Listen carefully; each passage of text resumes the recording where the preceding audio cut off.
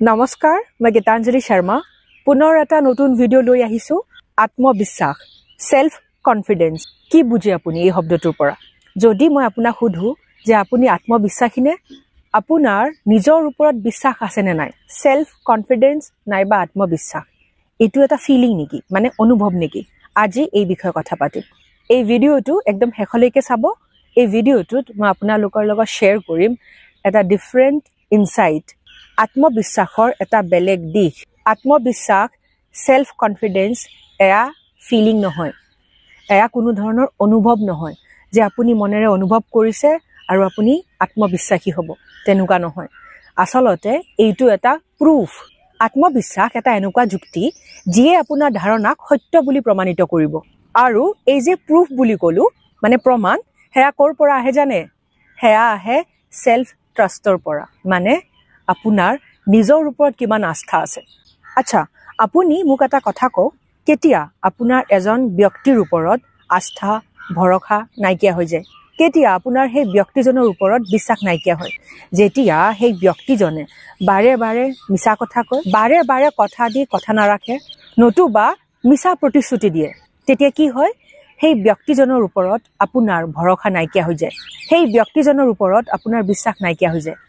হয়নে এনেকুৱা এতিয়া আপুনি ভাবক সেই ব্যক্তিজনৰ নিচিনাকে আপুনি নিজক কিমান বাৰ মিছা প্ৰতিশ্ৰুতি দিছে আপুনি নিজক কিমান বাৰ প্ৰমিস কৰিছে আৰু সেই প্ৰমিস কিমান বাৰ ভাঙিছে ভাবক এতিয়া কালিৰ পৰা জিম যাম কালিৰ পৰা ব্যায়াম ষ্টাৰ্ট কৰিম কৰিছেনে কৰা নাই আজিৰ পৰা ৰাতি সোনকালে হোৱা ষ্টাৰ্ট কৰিম কৰিছেনে কৰা নাই সিগাৰেট মদ এইবোৰ খোৱা বন্ধ কৰি দিম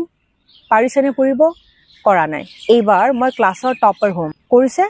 সেই প্ৰতিশ্ৰুতি আপুনি ৰাখিব পাৰিছে নাই আপুনি নিজেই নিজক যিমান প্ৰতিশ্ৰুতি দিছে হেয়া কিন্তু আপোনাৰ মগজুৱে মনত ৰাখিছে যিদৰে এজন ব্যক্তিয়ে বাৰে বাৰে মিছা প্ৰতিশ্ৰুতি দিয়া বাবে তেখেতৰ ওপৰত আপোনাৰ ভৰসা বিশ্বাস আস্থা নাইকিয়া হৈছে ঠিক তেনেকে এতিয়া আপোনাৰ মগজুৱে আপোনাৰ ওপৰত বিশ্বাস নকৰে দুৰ্ভাগ্যবশতঃ এতিয়া যিহেতু আপোনাৰ সেলফ ট্ৰাষ্ট নাই সেইবাবে আপোনাৰ সেলফ কনফিডেন্স এনেকে তললৈকে নামিব যেহেতু আপোনাৰ মগজুৱে আপোনাৰ ওপৰত বিশ্বাস কৰিব এৰি দিছে সেইবাবে আপোনাৰ আস্থা নাইকিয়া হ'ল আস্থা নোহোৱা বাবে আপোনাৰ যেটো সেলফ কনফিডেন্স থাকিব লাগে আত্মবিশ্বাস হেয়া নাইকিয়া হৈ যাব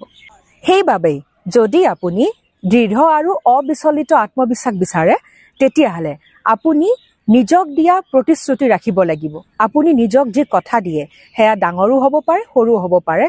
সেই কথাক ৰাখিব লাগিব মনত ৰাখিব আপোনাৰ আত্মবিশ্বাস আপোনাৰ দৃঢ়তা আৰু পৰিপক্কতাৰ চানেকি নহয় আপোনাৰ আত্মবিশ্বাস মানে হ'ল আপোনাৰ মগজুৱে আপোনাৰ ওপৰত কিমান আস্থা আৰু কিমান বিশ্বাস ৰাখে তেন্তে আজিলৈ আহিছো এটা নতুন ভিডিঅ লৈ আপোনালোকৰ মাজলৈ পুনৰ আহিম stay happy and stay healthy love you all